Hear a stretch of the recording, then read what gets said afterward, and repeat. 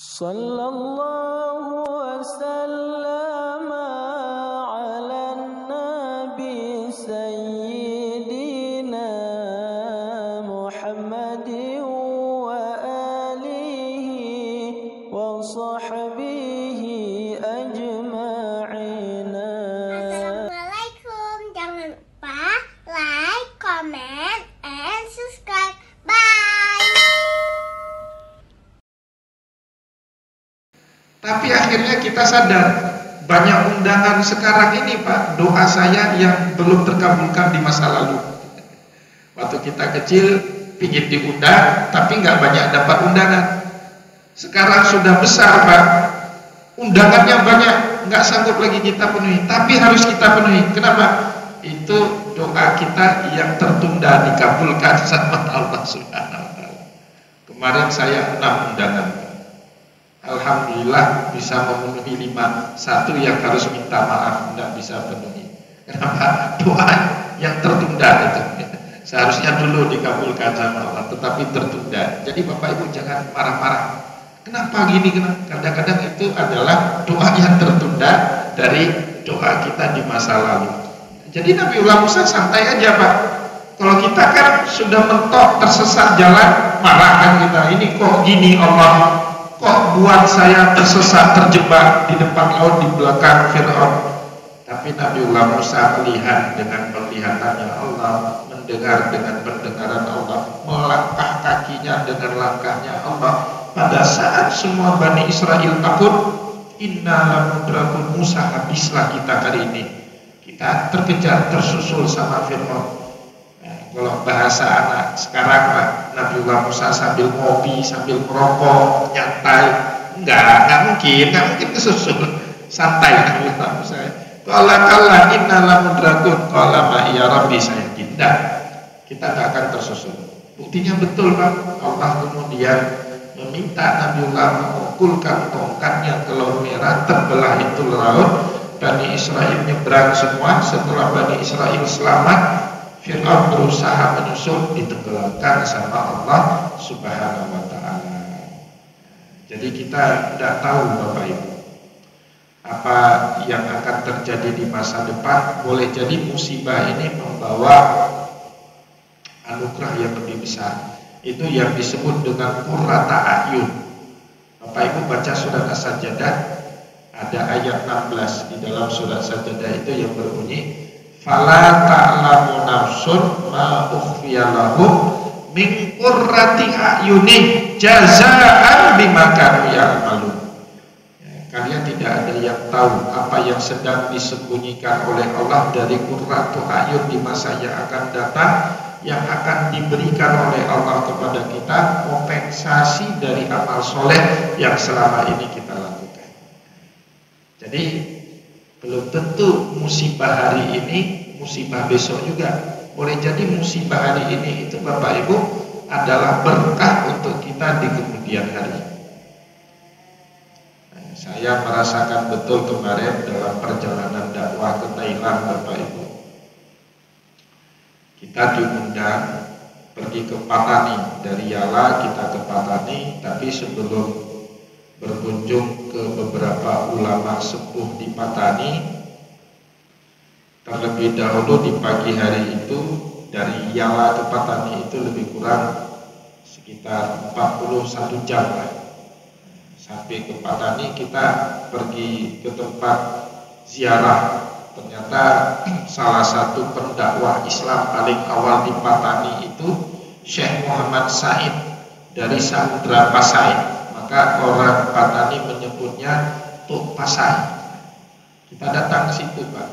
Kebetulan sebelum kami tiba di Patani, 2 minggu sebelumnya, Patani, Yala, Naratiwat, Kelantan itu terjadi banjir besar. Jalan-jalan itu tenggelam. Jadi di tempat parkir mobil di kuburan atau kompleks kuburan Tuk Pasai itu ada tempat parkir mobil, tanahnya beraspal. Tetapi karena baru banjir, karena itu daerah sawah, tanahnya lembek, Pak. Mobil Hiace yang kami tumpangi 12 orang itu, tiba-tiba ban mobil depannya itu terperosok, amblas, tanahnya itu amblas, terperosok. ziarah. Nah, saat itu ada satu orang jamaah kita marah-marah. Oh Pak, ini nggak betul supirnya, marah-marah dia Pak. Saya bilang jangan marah-marah, sabar. Bapak kan dalam rombongan ulama, jangan bersikap seperti orang awam. Orang awam itu gampang marah Pak. Ya, jangan marah-marah, sabar, pasti ada hikmahnya. Karena kita bukan wali Allah, nggak langsung tahu kontan sekarang hikmahnya, tapi nanti pasti akan bersifat. Ternyata benar Pak, tertunda keberangkatan. Seharusnya kita sudah makan siang itu, sudah jam 12. Tetapi karena terperosok di situ, tertunda 45 menit lah, lebih kurang 45 menit sampai 1 jam di situ. Ya, terperosok. Tapi Bapak Ibu setelah itu ban mobilnya ada yang bantu, ada mobil Beko ya, bantu kita tarik mobilnya selesai. Kita pergi ke Tuan Guru Ismail Sepanjang, salah satu ulama paling sepuh di Patani di Thailand Selatan. Itu orang bilang Pak, kalau kita ketemu dengan beliau paling lama itu cuma 15 menit dikasih waktu.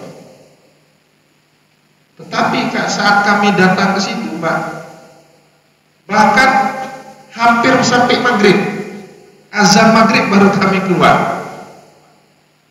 Setelah itu berpas-pasan dengan ulama dari India, dari Maliabar, India, datang juga ke situ. Seandainya kami lebih awal datang, itu nggak ketemu, nggak pas momentumnya. Tetapi sengaja oleh Allah dibuat perjalanan kami tertunda, sehingga kedatangan kami itu berpas-pasan dengan kedatangannya ulama dari India yang juga ingin bertemu dengan Tuan Guru Ismail Sepanjang. Sekali sampai, sehingga kami dijamu lebih lama.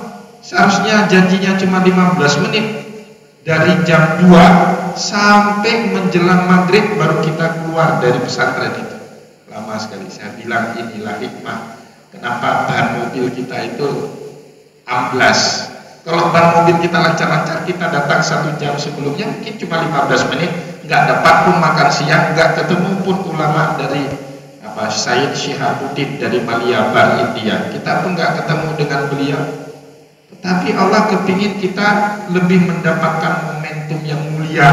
Dibuatlah ban mobil kita terperosok sebentar, kita harus mujahadah. Setelah itu, Masya Allah, dapat keberkahan yang lebih, bertemu dengan hampir semua ulama Thailand yang juga datang ke rumah Tuan Guru Ismail Sepanjang. Maka pertemuannya bisa sampai maghrib kemudian. Kita nggak tahu, kadang-kadang musibah itu mendatangkan rahmat di kemudian. Menurut Bapak Ibu, ini sebentar lagi kan kita memperingati tsunami ya, 26 Desember. Tsunami itu musibah atau rahmat? Musibah tanggal 26 Desember saja 2024, 26 Desember 2024 tsunami itu musibah. Setelah itu selesai kan konflik bersenjata antara GAM dengan TNI itu gara-gara tsunami. Saya ingat sekali dulu di Lumputu waktu saya di Jebel Amal, ada seorang setengah gila orangnya itu. Tapi aneh orangnya. Beliau kadang-kadang hilang entah kemana. Nanti datang lagi 3 bulan kemudian datang lagi, ngomongnya ngaur.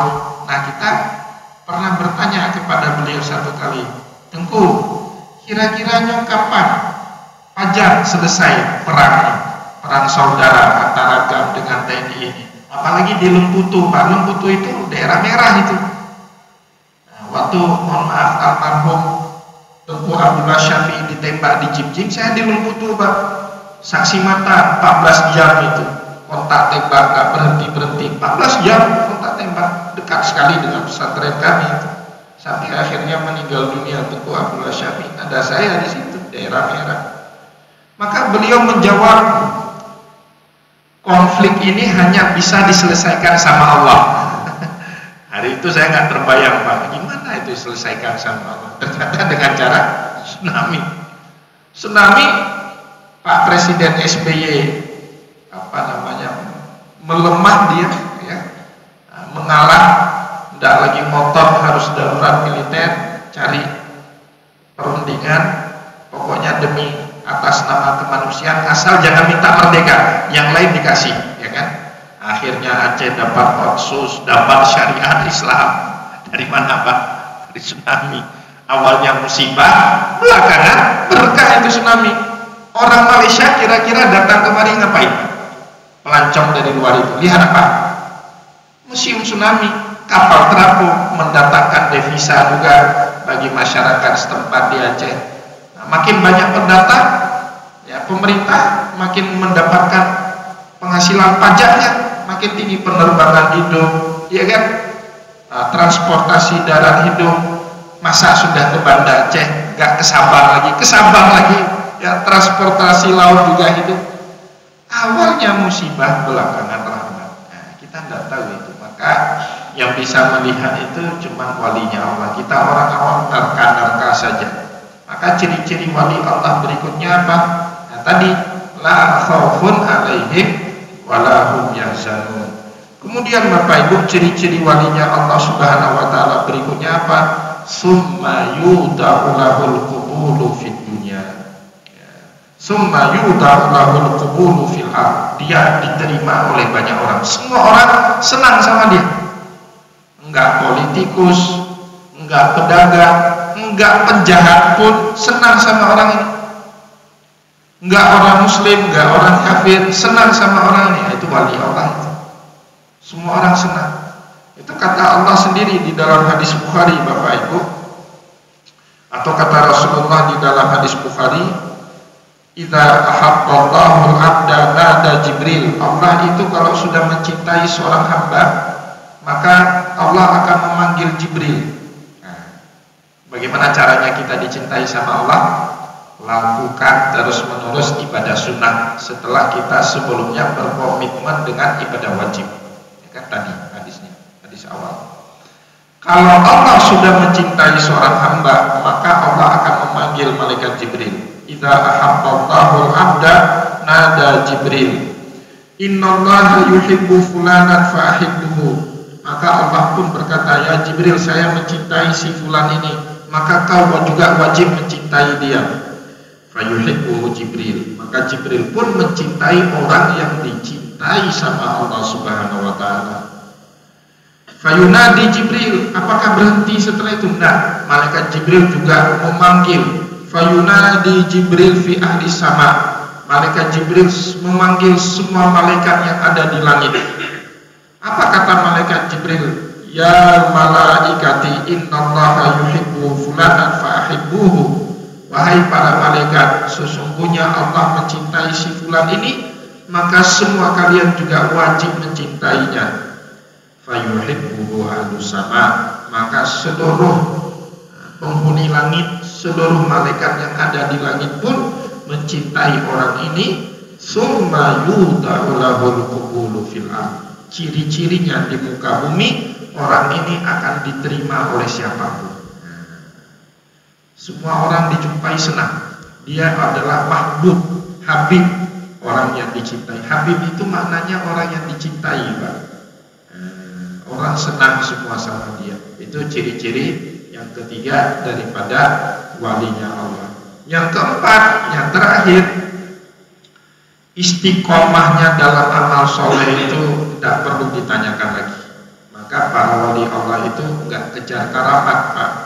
Yang dikejar sama wali Allah itu keistiqomahan dalam ibadah dan beramal soleh, sehingga ada satu keyakinan di antara para wali Allah itu, al-istiqamatu khairun min alfi karamah. Kemampuan kita beristiqomah dalam mengerjakan satu amal soleh saja jauh lebih baik dibandingkan kita dianugerahi 1000 karamah. Tidak penting karamah itu. Yang penting konsistensi. Nah, dengan konsistensi tinggi itu Pak, akhirnya jadi karamat. Bapak Ibu, kalau ada orang sekarang pergi dari Banda Aceh ke Lok Sumawe, menempuh dengan mobil, menempuh waktu 2-3 jam saja. Menurut Bapak Ibu, aneh nggak? Biasanya berapa jam kita kalau semua Pak? 6 jam. Tapi kalau ada orang yang bisa menempuh dengan 2 atau 3 jam, aneh nggak? Aneh. Tetapi nggak aneh Pak, kalau orang itu memang kerjanya itu Banda Aceh Lok Sumawi, tiap hari Banda Aceh Lok Sumawi. Tiap hari Banda Aceh Lok Sumawi, Banda Aceh Lok Sumawi. Semua detail di jalan itu sudah dihafal itu. Bahkan nyamuk pun kelihatan sama dia itu. Jadi kalau dia nyetir mobil kecepatan 120, 140, 160 itu mainnya biasa itu. Bagi kita yang sesekali saja ke Lok Sumawi, jantungan kita seperti itu. Kenapa dia bisa 2-3 jam, kenapa kita nggak bisa? Konsekuensi dari keistiqomahan, konsistensi. Bapak Ibu mungkin dengar ada ulama yang 1 hari 1 malam ngulang hafalannya tiap hari 30 juz. Bagi kita orang awam susah, nggak mungkin. Bagi ulama yang sudah dari kecil seperti itu Pak, itulah karamah dia. Bapak Ibu saya suruh ulang hafalan Al-Quran aja 1 juz, bengek suara kita kan, habis suara kita. Apalagi kalau 30 juz. Ada orang, saya baca Al-Quran ini hari ini 30 juz, baru 2 halaman megang HP, update status dulu. Kapan selesainya baca Quran? Tapi bagi ulama Pak, karena memang tabiat kecilnya dari seperti itu, tiap hari 30 juz, tiap hari 30 juz, maka sudah jadi jati dirinya, kebiasaan dia, habit dia itu. Maka itulah karamah. Bagi kita yang lihat, nah ini luar biasa. Itu adalah karamah. Kenapa? Hasil konsistensi yang berulang-ulang terus menerus tanpa mengenal rasa bosan, tanpa mengenal rasa lelah. Itulah yang disebut dengan karamah. Maka para ulama menyebut al-istiqamatu khairun min alfi karamah. 1 istiqamah saja kita dalam menjalankan amal ibadah lebih baik daripada 1000 karamah. Bapak Ibu kaum muslimin dan muslimat, jamaah pengajian yang dimuliakan oleh Allah, kita cukupkan pengajian kita pada kesempatan subuh ini. Semoga apa yang telah kita sampaikan tadi bermanfaat kepada kita semua. Dan juga saya mohon maaf jika ada yang tidak berkenan. Wallahu muwaffiq ila aqwamit thariq wa nasrun minallah fathun karim. Wassalamualaikum warahmatullahi wabarakatuh.